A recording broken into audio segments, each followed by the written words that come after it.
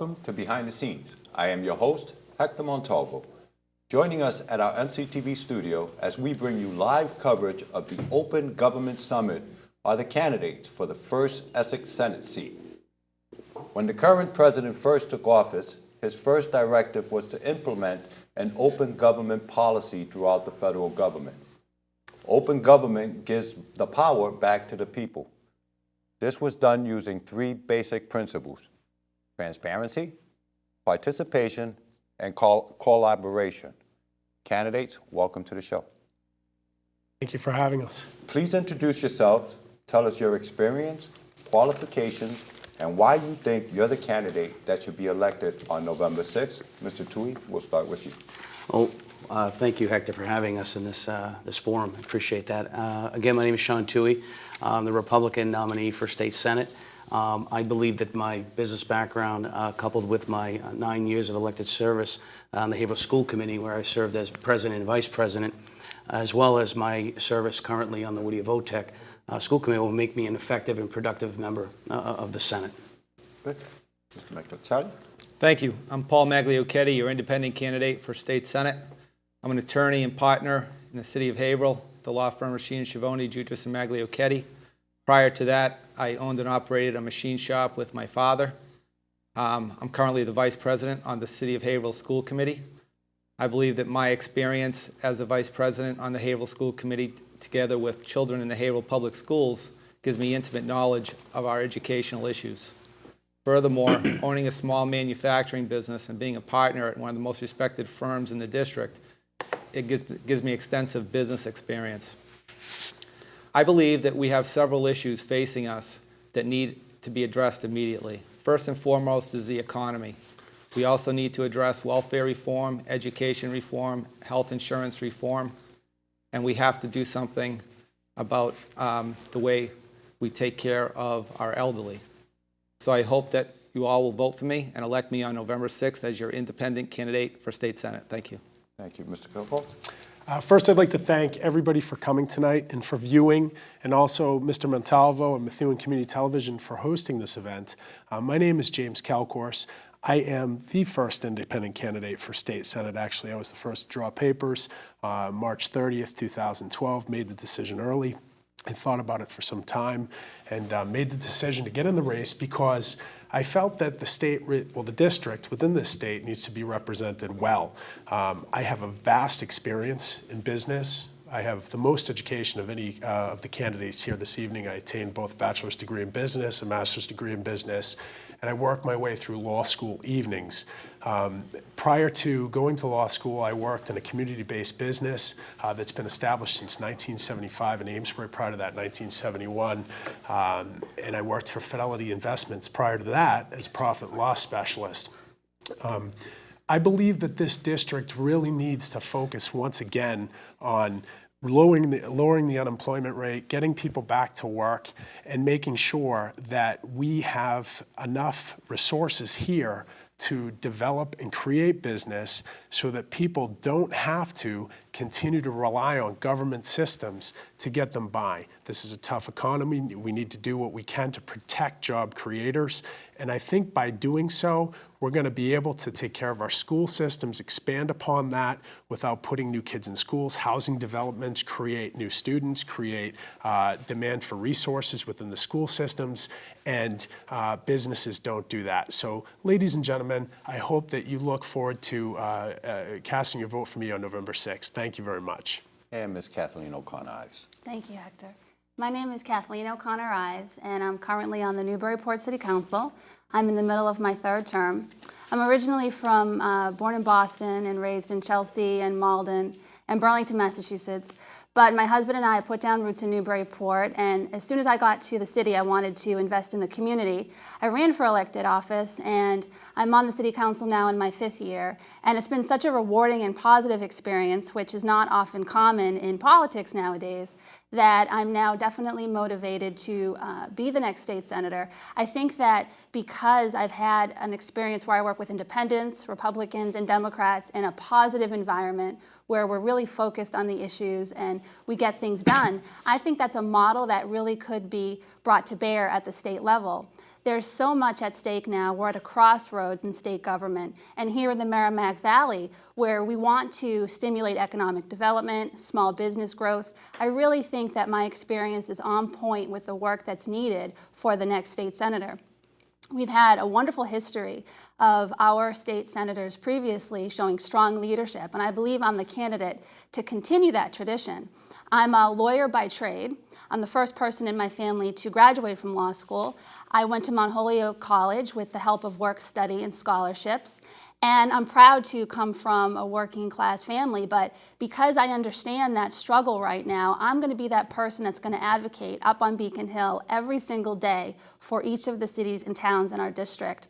I'm a small business owner currently, and I know that we have incredible opportunity here to be the hub of transportation, tourism, innovation, and really having that competitive edge that we feel as border communities in New Hampshire. It's challenging, but I think that we need creative solutions to address those challenges head on. And I appreciate the consideration for your vote on November 6th. Thank you, candidates. Can each of you tell us your interpretation of open government? Paul, we'll start with you. Sure. When I hear the term open government, I think about transparency.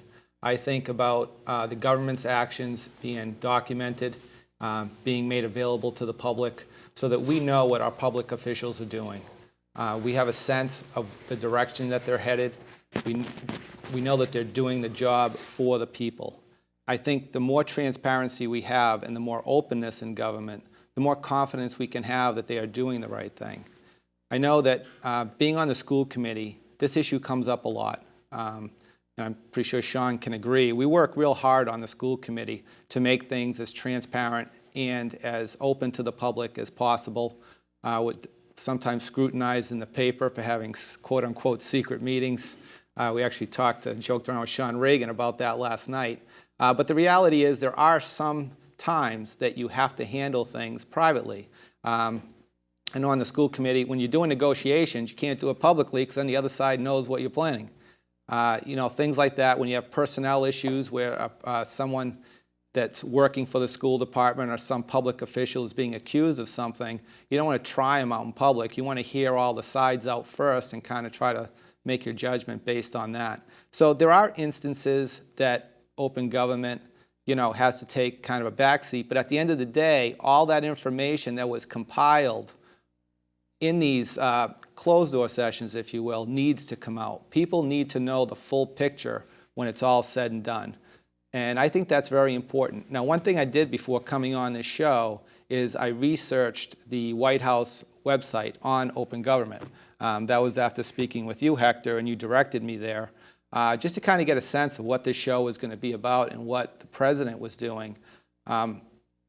It wasn't what I thought it was going to be. I thought that I was going to be able to go on there and kind of it would be a window into what the government was doing. But it didn't seem that way to me. It seemed like it was a big advertising page for the president. I mean, every page you went to, every link you clicked on, it said something about what Obama was doing, the direction he was going, what he was promoting. There wasn't a lot of specifics out there. I'll let some of my colleagues talk a little bit more now, but I guess I could talk about this all night. Mr. Kalkos? Same question. Thank you. I think open government, my definition of open government is honesty. And throughout this campaign, going door to door, speaking with people, having discussions with others in office about the reasons for my candidacy, I've discussed my background. Just last night, we had a debate over at DeBurrows at Ward Hill, and afterwards, one of the local businessmen came over to me, who is doing business in Haverhill, and said, Jim, you're very endearing. And that's just how I've been all along. I openly discuss my background, what would make me the best candidate, and I just don't, talk about rhetoric and things that would be nice to do, but actually things that can be done in the State House.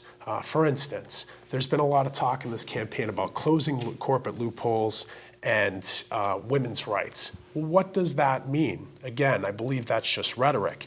Does closing corporate loopholes mean closing specific corporate loopholes or closing all corporate loopholes so that job creators cannot be protected and create jobs to put people back to work and reduce that high unemployment rate.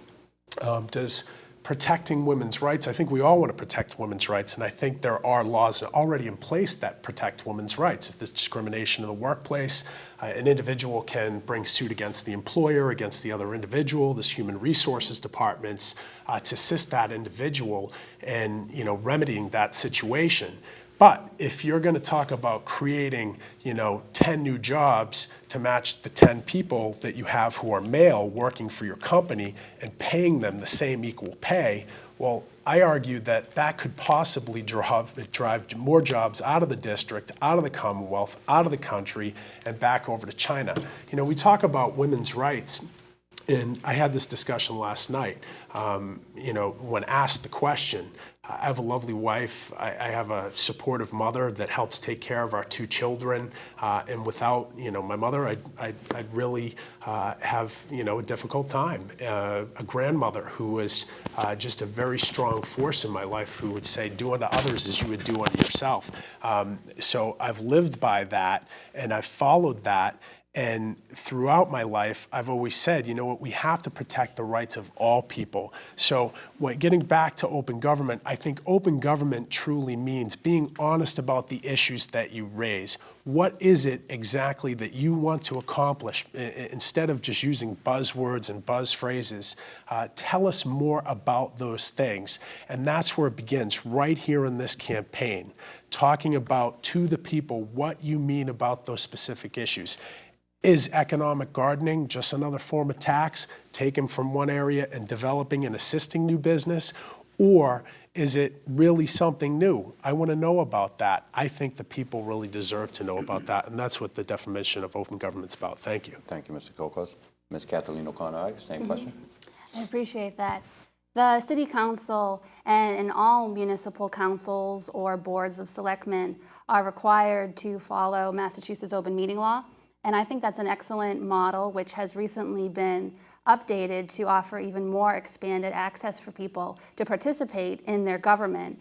And it's something that sets a precedent that should be followed in state government, where the public is welcome and encouraged to attend all meetings, and all meetings are required to literally have open doors. And the only instances where those doors can be closed is when it's an executive session, and that's specifically when it relates to pending litigation, any legal matters where the city's interests would be harmed by the other party being privy to it. But that's the only example. Otherwise, every board, every city council is required to follow that so that government is literally open. And I think that state government can do a much better job at making information available to residents regarding what votes are taken, when they happen, before they happen, and afterwards, so that the public is, everyone's very busy nowadays, and they want to be able to know what's going on in government. So whether it's through the internet or through releasing it during cable access programs, creating just more opportunity to people feel involved. Do they have their question answered? Government's only going to benefit by that. And I think that the corporate loophole example is actually a great instance where the few examples where it is open and accountable, where we give those corporate tax loopholes. One example of that is the film industry. So with the film tax credit, that's the only example that actually tracks the corporate tax credit. And in that example, we can say, aha, we've given this amount of money to the tax credit in the film industry. How many jobs has it resulted in? Because we gave away that tax revenue for that gamble, that benefit, that we would have jobs created for it. Because we've tracked the film industry tax credit, we're able to know it only resulted in $17 million in revenue for a $200 million tax break in one particular year. That meant that we lost over $180 million in potential revenue that we could have distributed to our local cities and towns. So if we did that across the board with all of our corporate tax breaks, we would be able to hold them accountable. Some of these tax incentives are very good because they do result in job creation, but we need to make sure they're accountable so that if they're getting the benefit of the tax break, we're actually getting the benefit of the job creation. So I think the more sunlight that is shown on all of these processes across the board can only benefit the public. Thank you, Ms. Kathleen O'Connor-Ives. Mr. Tui. Thank you. I actually agree with most of what my opponents have said. I mean, obviously, open government. Paul and I serve, as he mentioned, on the Haverhill School Committee together. Open government is open government. It's exactly what we talked about, what my opponent said, and it's accessibility, it's transparency, it's all of these things. Going into executive session is a critical component of the open meeting laws. There are actually 10 reasons to go in executive session. One of them Paul mentioned as far as contract negotiations, and there's others, and criminal misconduct, purchasing and leasing, many others that need to be safeguarded, if you will. We have been criticized in the past for these secret meetings, and quite frankly, just not. We've worked very well together in Haverhill, and we've gotten a lot done, and I'm very proud of that. And Paul has been a part of that also. As far as accessibility, Katie touched on a little bit. In the legislature, what I'd like to see, there's what you have formal session and informal session. And unfortunately right now, what I'd like to see is where in formal session right now, there's where you have a lot of debate between the House, Senate, and so on, where they simply don't agree. What I'd like to see is on those amendments that are made in informal session is actually having the roll calls be done, number one, instead of the way that they're currently doing them. And actually those decisions in those roll call votes be posted and archived online, because you have, right now, the way it stands, you'd have to drive into Boston, or you'd have to be sitting in front of your computer during the day to have streaming video. And what do you do if you're working and you get home at 6, 7 o'clock at night and you wanted to see what Senator Tui voted on, what was his roll call today?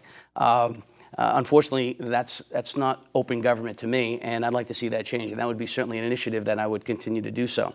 Also, which you may or may not know, when the House and Senate disagree, it goes to a conference committee. This is a big issue because this is where the rubber usually meets the road, if you will. The conference committee is not subject to, and I believe that should be roll call, that should be transparent and accessible, and also archived for the public to certainly view what those critical decisions are in the legislature. So those are just a few items that I can touch on. And again, I've been accessible my whole career. I'll continue to be accessible and transparent going forward in the legislature. Thank you. Thank you. Do you believe in the wisdom of crowds, or does debate among the elective bodies provide the most effective solutions to issues? Mr. Kalkos? Well, we're a republic governed by a democracy, so we do need the crowds to tell us, elected officials, what we need to do. But as a republic, we elected officials have to create laws, abide by the current laws, and do things that are ultimately in the best interest of the people. As your next state senator, I fully plan on listening to the crowds, because you know what? It's we the people. It's not we the government, we the party, and that's what makes me a unique candidate as an independent, unenrolled individual. Furthermore, I have learned throughout life that it's been other people that have helped me along and who have helped me get where I am today. So by being a good listener and listening to the lessons of other people and what they have to offer, that's what's going to make me the most effective legislator in Beacon Hill after November 6th. So I believe in the support of the people. I believe that the people are ultimately going to be the ones who help us. And it goes back to what we were discussing before. There was an issue with respect to taxes. A couple of years ago, the legislature, against the will of the people, decided to increase the sales tax from 5% to 6.25%. And I think their will was reflective in a recent, ballot question where the, 49% said, well, we're going to put it back to 2%, and 51% trumped it and kept it at the 6.25%. Had it been let's roll it back to 5%, I think we would have defeated that measure. But I think that's an instance where the Democratic-controlled legislature made a decision that was not in the best interest of the people. They did not listen to the wisdom of the people, and they just made a decision that they felt was in the best interest of the party. So moving forward, I think that we need some change, and that's what I'm hearing on the street. The crowd is telling me that we need a new voice in the Senate, and we think, Jim, you have a lot of good things to say, and your experience as a true business owner, as one who is actually out there and earning money every day, representing clients, who's actively using his law license for the past 4.5 years. That's the type of, almost 4.5 years, that's the type of person that we need out there. So that's what I think about that question. Thank you. Thank you. Ms. Kathleen O'Connor-Ives. Thank you. I think that certain skills are required in order to address the challenge of being literally a representative. You have to strike a balance of representing people so that you do represent their interests, and you are that one person that has a massive responsibility in our district, which is very diverse and has small towns and large cities, to represent our interests. And then there's the other side of it where you're elected to do the job and you try to use your best judgment. And that's why I think it's so important that the next state senator is able to be a good listener, but also has to do a great deal of research so that they're making an informed decision. And you also have to have a great deal of integrity to do this job, because special interests are going to be pulling at that state senator from all directions. And I know I can only speak for myself, but every single day I'm going to have the best interests of our people in the Merrimack Valley at heart, regardless of who comes knocking on my door. I think that I have a track record of doing that on the City Council. And it's going to be something where it takes a lot of work to figure out, okay, we're about to make a decision in the state Senate. I have to, as my job, go back to the residents in the district and find out what it is they're thinking. And that takes a lot of effort. You need to hold office hours, you need to be available, you need to not have gatekeepers, and create opportunities where you can take the pulse of the residents and really understand what are the problems, what are the priorities, and what are the potential solutions. And there's no other way to do that other than to be accessible, honest, and accountable to the public. Thank you. Being the only Republican on the school committee is something I'm proud of. In the fact that I've always, even it's nonpartisan, I'm going to take that bipartisan approach to the legislature. We get along very, very well. Paul, for example, is an independent candidate. We have several other independents as well as Democrats, and we get along very, very well, and we're accomplishing great things. And it's that characteristic that I possess that'll make me an effective legislator. In addition, I've been working extremely hard throughout the district. And what I've heard, and I think everyone's really hearing it, but I've been hearing it day in and day out for the last 5 or 6 months. And it's, Sean, please represent me. We all have to realize this isn't Steve Bedore's seat, this isn't Jim Jajuga's seat, this isn't Sharon Paula's seat. This is the First Essex, this is the people's seat. And I'm going to take that side and understand where the citizens, what they're asking of me, and apply what they're looking for. In so many instances, as Jim just mentioned, people vote, the citizens vote, they're speaking, and they're not heard. People, I can tell you, are sick and tired of that, without a doubt, as I go and campaign throughout this district. We talk about balance. The reason why, in my opinion, you see all these things that are happening in the legislature is a lack of balance. There are 40 members of the Senate. I can't say this enough. There are only 4 Republicans in the Senate. I will continue to work in a bipartisan fashion, but I have to tell you that the lack of debate and challenge is due to the fact that there are only 4 Republicans. So I look forward to coming in November 6th to be the 5th, obviously, Republican to help debate, challenge, and take the cause, the will, and the words of the people of the First Essex District to the legislature, because, quite frankly, each town is very different. Katie mentioned talking about the pulses in each community. Methuen, west end of Methuen, you have the I-interchange that's critical. That's underway for infrastructure. You have the Suites of School issue in Merrimack. You have LHD in Newburyport issue. That's very, very hot. You have the Hale Debt in Haverhill. So you have, this is just to name it two, Merrimack, Salisbury, and Amesbury. Sorry, Jim, I know you're up there, but we won't forget them. But at the same time, we need to be aware of what, you're welcome. We need to be aware of what the people truly want. That's what our job as legislators. We work for the people. It's really that simple. That's the position I take, and I look forward to serving the people November 6th. Thank you. Thank you. And Paul? Well, I'm gonna follow up a little bit on what everyone said, but I'm gonna start with what Sean just said. I think what he just said is very important to consider.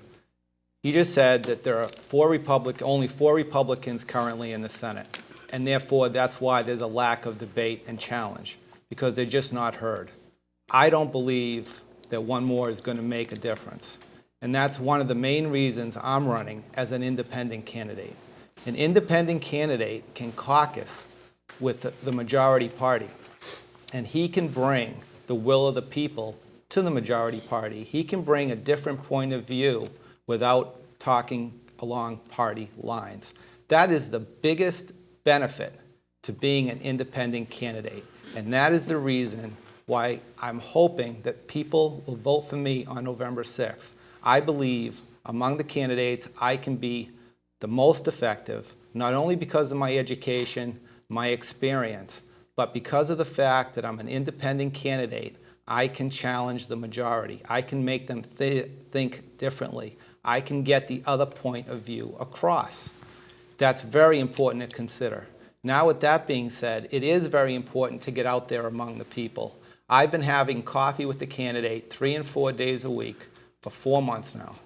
I will continue to do it up until I'm elected, and I will continue to do it after I become the next state senator if the people will have me. I think it's very important that every day you get out to every one of the 7 cities and towns in this district and you mix with the people. You go to the coffee shops, you go to the lunch shops, you go to the school meetings. You mix with the people in the town. You have to have a sense. These cities and towns are very different. Newburyport is very different from Haverhill. They're more of a tourist community. Haverhill is more of an industrial community. Then Methuen is different from Haverhill. Amesbury is different from Merrimack. Merrimack's different from Salisbury.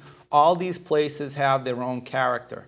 It is so important to get out there every single day, get in touch with the people. And like I said, as an independent, you can bring all these different point of views. You don't have to listen. You don't have any lobbyists looking over your shoulder. You don't have any partisan party people looking over your shoulder.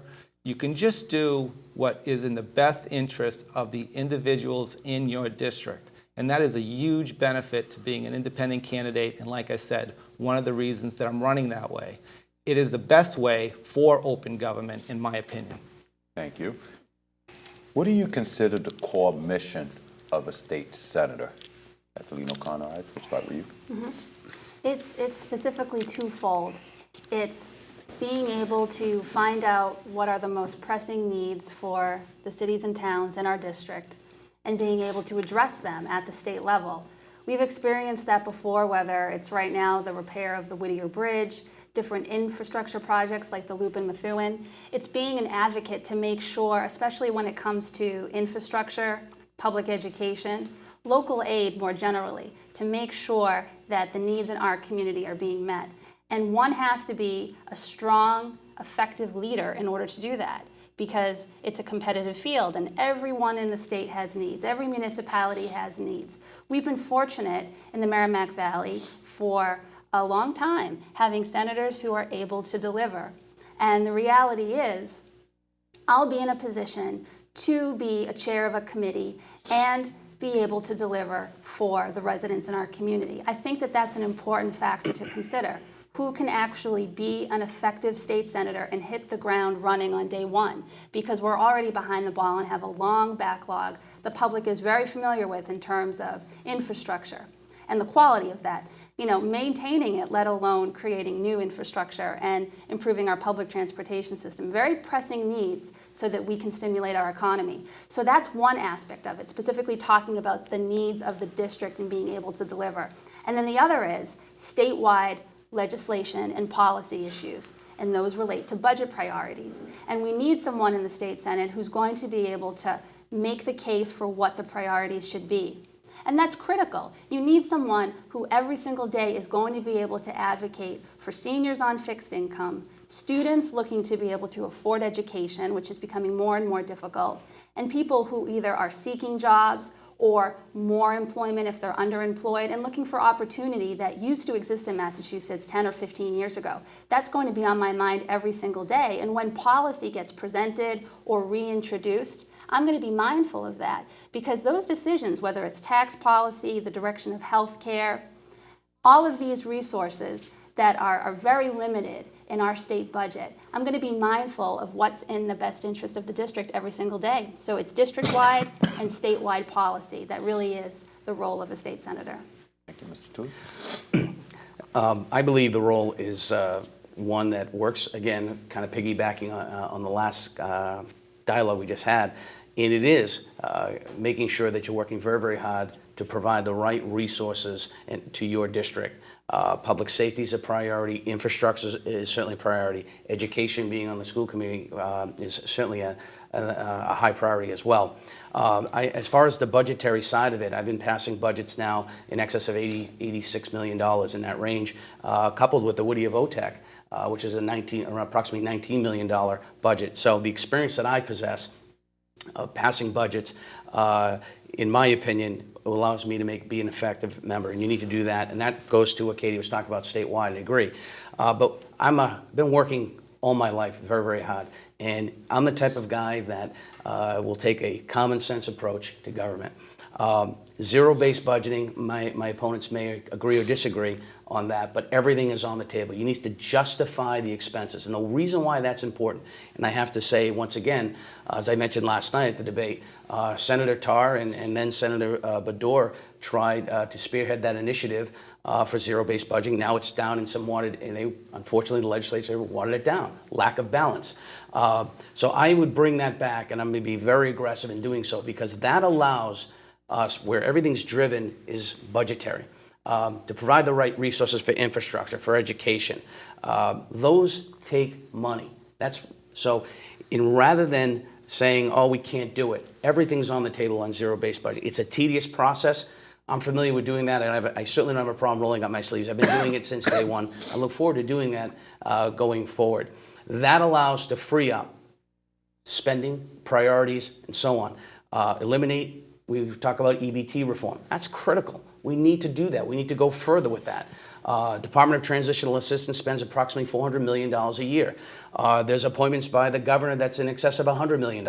It goes on and on and on. At a $32.5 billion budget, we know that there's inefficiencies and resources that can be allocated in the right areas. I tended to, day one, hit the ground running, because I have the experience to do that from a budgetary perspective, from a business perspective, and an education perspective, and I'll do that day one. Thank you.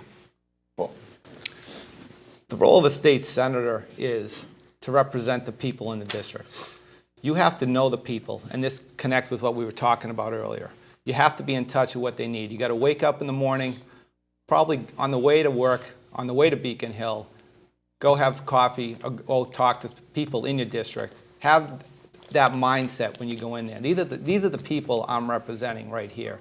And then when you get in there, you got to be able to be focused. You have to have an agenda, and you have to understand the issues, and you have to build a consensus among your colleagues to get them to think the way you want them to come along, to get aligned with them, to get what your people need in the district. I believe I can do that. I think I'm very qualified to do that. I came on the school committee in 2010. One of the reasons that I ran for school committee is that it was getting really bad press in the paper. It was known as a very dysfunctional school committee. I was upset. I had kids in the schools. I felt someone had to do something. I got elected to the school committee together with Ray Serpina. In the past 3 years, we've accomplished so much. We've brought credibility back to the school committee. Everyone's working together. There's harmony in there. Like Sean said, we're all from different places politically. But when it comes to taking care of the kids in the city of Haverhill, we come together. That didn't exist before I got there. That existed after I got there. I will bring that same passion, that same ability to the state level. And like I said, as an independent, I can really use that. I can make that a big benefit to the people in the district because I can caucus with the majority and I can let them know what the people in my district are feeling and what they need. You know, and like I said, it may not be the same for the people in Newburyport, Haverhill, Methuen, and Amesbury, so you have to make sure you connect with the people first, and then you go and you propose legislation to help them in each community. But so you really have to be quick on your feet here because of the diversity within the district. And I believe I have that ability. I grew up with immigrant parents. I worked with my dad for 10 years. A lot of father-son relationships don't work out. Ours did. You know, and now I'm a partner at a law firm, and I'm part of a very progressive school committee. So I have a long track record of working together with others, making situations work, and that's one of the reasons I believe I'm the most qualified candidate and I can do the best job for you, the people in the First Essex District. Thank you. And Mr. Kalpa? I think it means the core value of being a senator means exercising smart fiscal discretion with respect to the taxpayers' money and also being able to be an effective lawmaker. And what that means is that when the people speak to you and say, this is what we want to have done, you have to analyze it and say, you know what, we can either do that or we may not be able to do that. One of the things I think we really need to focus in on are what are the needs of this district. Not what are the needs of the party, not what are the needs of the Commonwealth as a whole, but what are the needs of the individuals within this district, both businesses and residents. And I think one of those things that I hear a lot of today is property tax relief. With increases in property tax, you have split tax here in Methuen, you have a split tax in Haverhill, you have increasing taxes within the other communities, Amesbury, Salisbury, Newburyport, Merrimack, and North Andover. It's becoming more and more difficult to survive and to compete, especially cities here along the border of New Hampshire, Pelham, Plastow, Seabrook, just right across the border, no sales tax.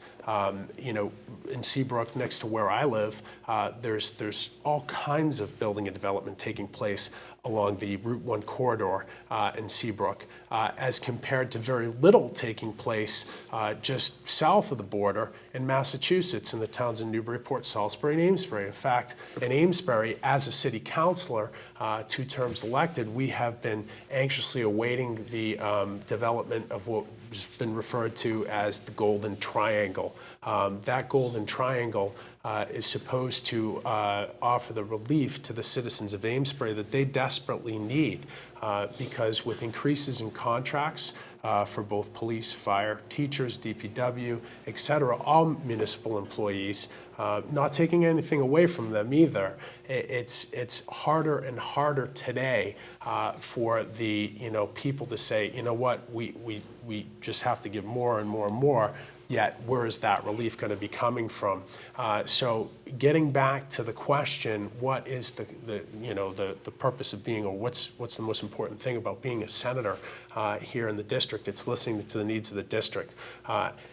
Being probably one of the only true small business owners of the candidates here, a homeowner, a father of 2 children, soon to be entering the school system, one of them at least, I have particular knowledge about these issues facing the district, both from the perspective of the private business owner, but also having more education than anybody here tonight.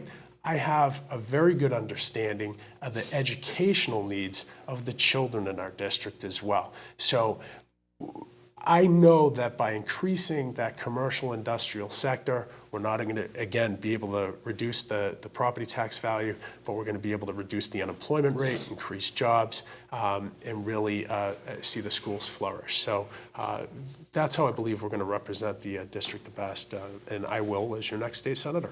Thank you. Now, you have all pulled papers and been running for office because you believe that you have solutions to our problems. After the election in November, one of you will hold that office.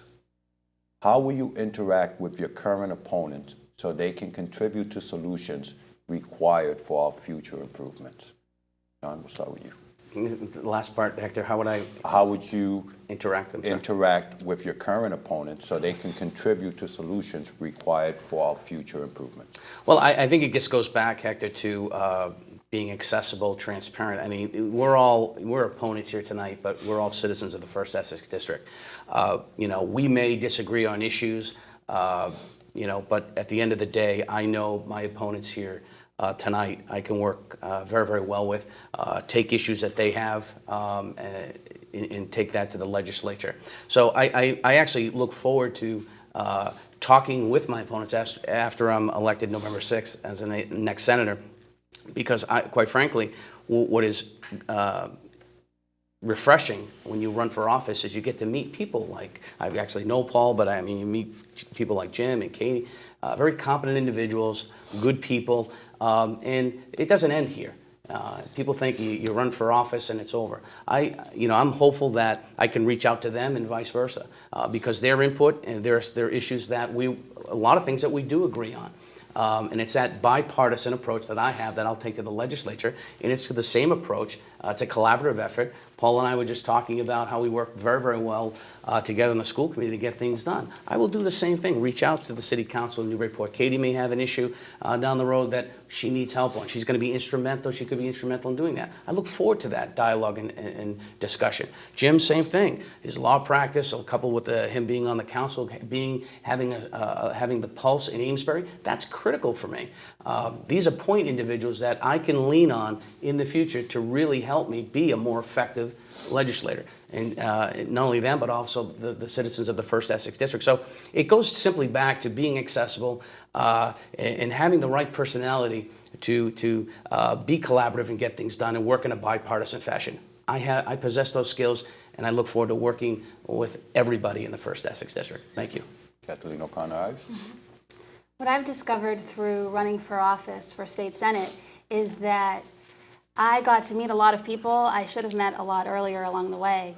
Various members of city councils, school committees, a lot of municipal boards, and it's been a very positive experience where I have new relationships now with people I wouldn't have otherwise. And I realize that the next state senator should make it a point to make sure there are connections and opportunities to connect between the communities, between the elected officials, because very often you discover that maybe you're duplicating efforts and you're reinventing the wheel. And sometimes we have figured out a solution in one community that can be applied to another.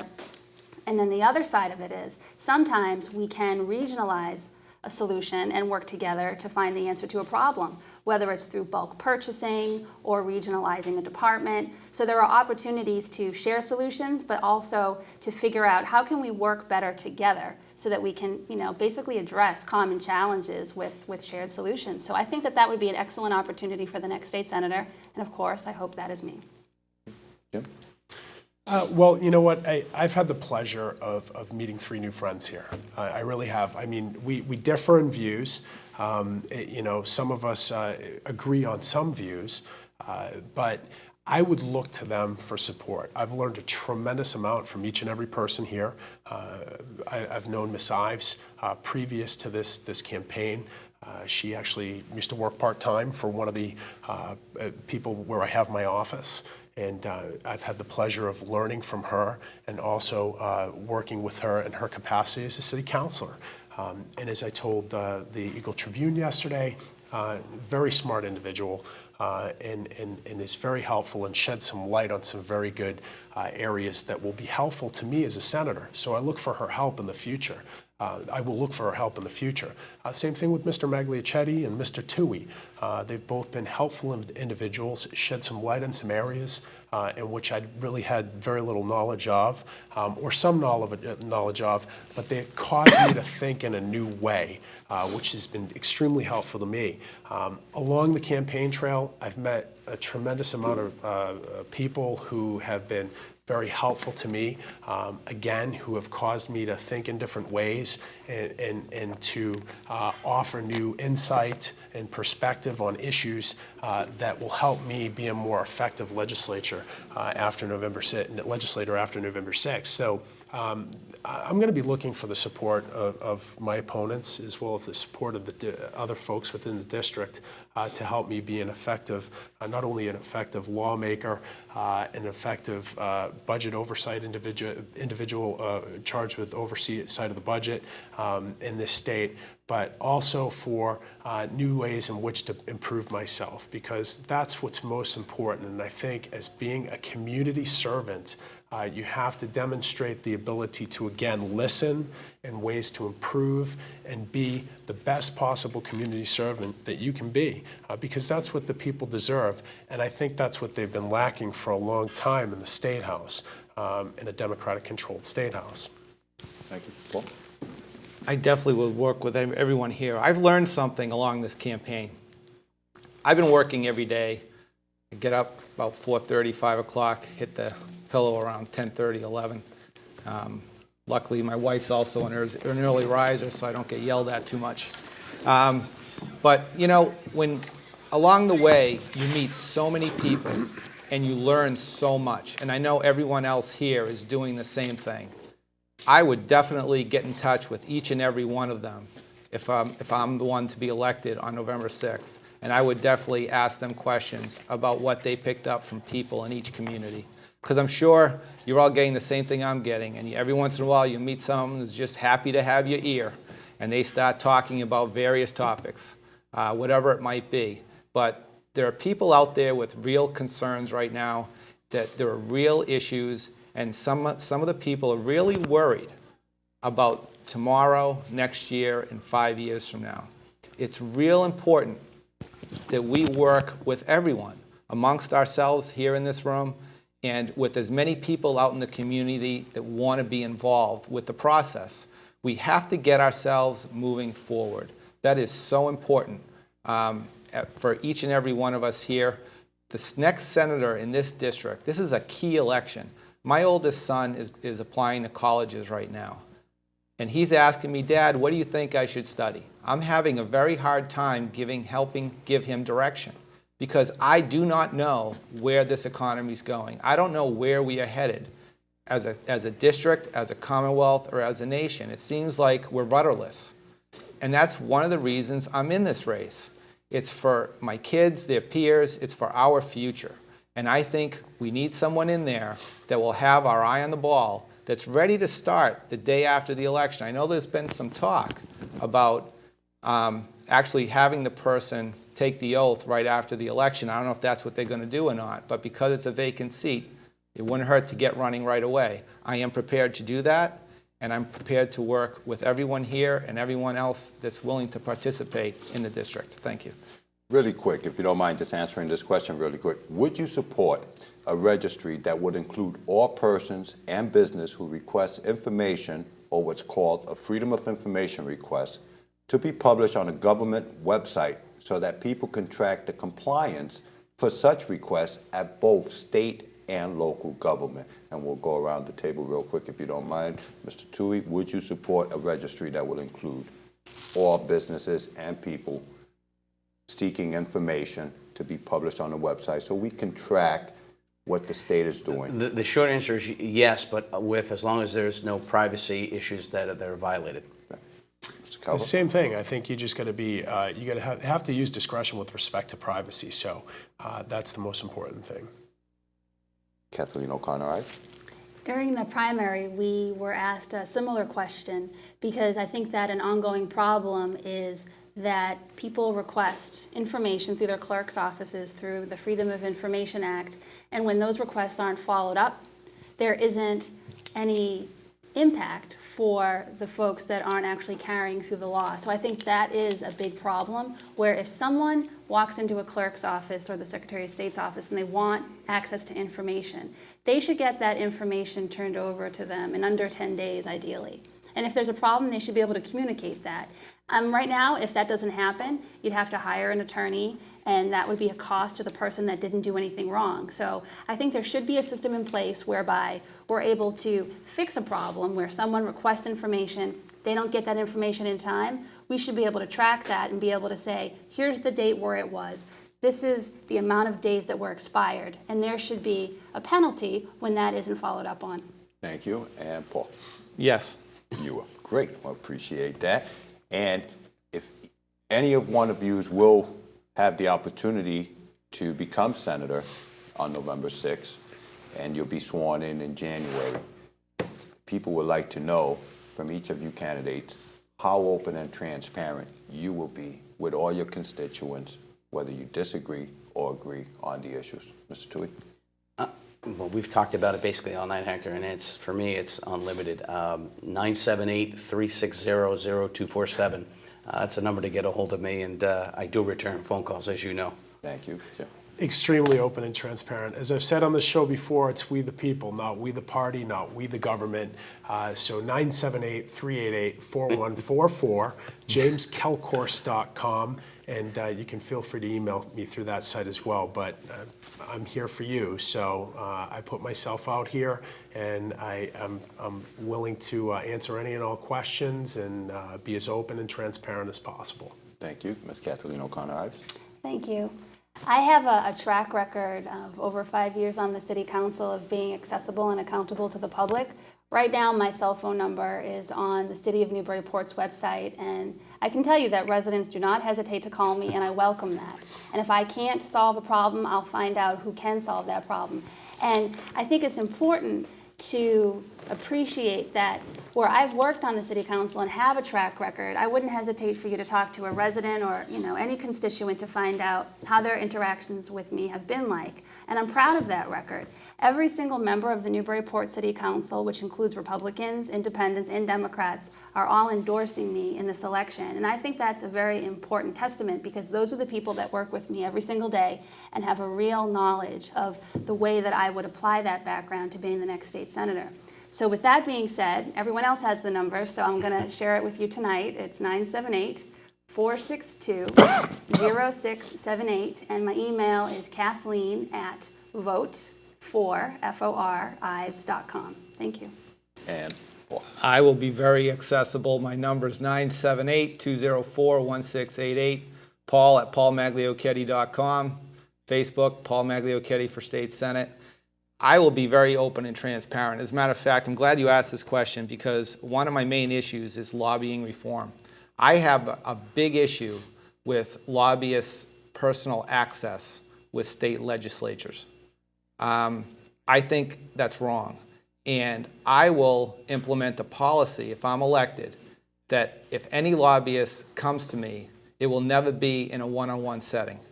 That door, that office door, will be open for my meetings with any lobbyist, and I will try to avoid getting into any isolated situation with them. Sometimes you don't realize who you're with at the time.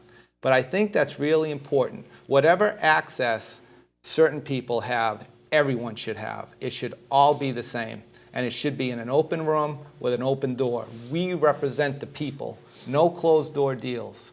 So I will be very open and transparent. I will, when I'm working on legislation, I will let people know what I'm gaining for research. I will publish it on my website. I will let people know where I'm planning on voting, where I end up voting. I will give them as much information as I can on how I'm thinking, and I will give them the option to communicate with me and let me know if I'm right or if I'm wrong on an issue. I will represent each and every person in the district. Thank you. Thank you. And we want to take the opportunity to thank all the candidates who's running for the First Essex District for coming in, taking the time off their schedule and their campaign. I'd like to give each and every one of you an opportunity to look at each individual camera and pitch your pitch to the people as to why you should be the next senator for the First Essex District. And we'll start with you, Paul, if you don't mind looking at that camera. Sure. Paul Magliocchetti, your independent candidate for State Senate. As I said earlier, I'm an attorney. I have a wife, Julie, 3 young children, Massimo, Isabella, and Lucas. I formerly owned a machine shop with my father for several years. I currently am the vice president on the City of Haverhill School Committee, and I am a partner at one of the most respected law firms in the district. I believe that we face several major issues. First and foremost is the economy. We have education issues. We need to address welfare reform. We need to make sure that there are jobs for people, and we crack down on EBT card abuse. We need to make sure that there is affordable health insurance for everyone. In order to do that, we need tort reform, and we need to open our markets for health insurance providers. I am ready. I know the issues. I have a plan in place. And I hope that you all vote for me so that I can be your next state senator, Paul Magliochetti, your independent voice, your independent candidate for the state senate in the First Essex District. Thank you very much. Paul, Mr. Kalkos. Again, I want to thank everybody for having this forum here this evening. For you, those of you in the viewing audience, this election is about electing the best candidate on November 6th. As one of my opponents has stated, they're not beholden to anybody. Well, that's really not true, because if you're a member of a party, you are beholden to somebody. You're beholden to the interests of that party. As an unenrolled independent candidate, I'm not beholden to anybody but you, the people, and that's who I fully intend to represent as your next state senator. It's those best interests that we had discussed this evening, and those interests that I really understand the most, being a homeowner, a business owner, a husband, and a father of 2 children. I really know a lot about this district and the needs that it has. Furthermore, I have a vast experience and history within this district. I grew up in Essex County, played hockey in towns like Haverhill, have friends here in Methuen, and played football against guys over in North Andover. I worked my way through college on a full athletic football scholarship to Villanova University, where not only did I obtain a bachelor's in business administration, but a master's in business administration, and then worked my way through evenings through law school. I worked for a community-based private business that's been established here in the Commonwealth since 1971, in the town of Amesbury since 1975, city of Amesbury now. So I really have a good understanding of the needs, both from a political perspective, a community service perspective, as a former member of the planning board and twice elected city councilor at large in Amesbury, but also from a private businessman's perspective. I do have my office in Newburyport. I understand the needs of the individuals there, in addition to the needs of the individuals in Amesbury and the business owners in Salisbury. When we talk about things such as closing corporate loopholes and not giving film industries the tax breaks in order to bring those companies here, we have to really look at not just the money, the revenue that we're going to be losing from the particular film industry coming here, but the tourism dollars that we're going to be losing, and all the other money that's spent at the pizza companies, the hotels, and other businesses in the area. So on November 6th, I hope you understand who that individual is going to be, and that I've convinced you this evening and throughout this campaign, and that you'll vote me as your next state senator, James Kalkos. Thank you. Thank you, Mr. Kalkos. And Ms. Kathleen O'Connor-Ives. Thank you for this opportunity, Hector. I disagree with my opponent that previously spoke that simply because a voter, a resident of our district, is registered with one party or another party, that that voter is beholden to all of the interests that that party has. I think that in reality, on November 6th, people are going to vote not for a party, but for a person. That's how most people make their choices nowadays, and I agree with that, because what they're really looking for is who is that individual that has the integrity and commitment to working hard every single day and has their best interest at heart. I believe that's me. I've devoted my life to my family, community, and trying to make a positive difference through my profession and education. I think that tonight we've talked a lot about what the problems are, and we all actually agree on what most of the problems are that are facing our district. We know we have challenges with infrastructure. We know that we can do a better job with public education. We know that our higher education system has got to be more affordable for the students that want to improve their lives and have opportunity. What we're seeking is a competitive edge in a situation where most of our district is on the border with New Hampshire. And I'm ready to talk about not just what the problems are, but what the potential solutions could be. And I do believe that, where we have a sales tax, which is 6.2.5%, it's not enough that it's going to be rolled back to 5%, because it's still going to be competing with 0% in New Hampshire. I think we need a long-term strategy to talk about tax reform, and I'm prepared to focus on the details and build coalitions to actually create solutions. Thank you. Thank you. And Mr. Toohey? Thank you, Hector, and thank you, MCTV, for again hosting this forum. Also, thank you once again to my opponents for sharing this evening as well. I was born here in Methuen. I grew up in the Tower Hill section of Lawrence. I was the youngest of 5. Growing up with a single mom was quite challenging, but she showed me a great deal growing up in work ethic, and that's where I am today, and I've learned a great deal from her. I live in Haverhill today with my wife, Tatum. I have 2 wonderful children in the Haverhill school system, and serving on the Haverhill School Committee for the last 9 years, where I served as president and vice president, will make me an effective member of the Senate, as I stated earlier. In addition, I will go to Beacon Hill to provide the fiscal discipline that is lacking in the legislature, but also provide the much-needed balance in the Senate. I mentioned it earlier, which I think is important. 40 members of the Senate.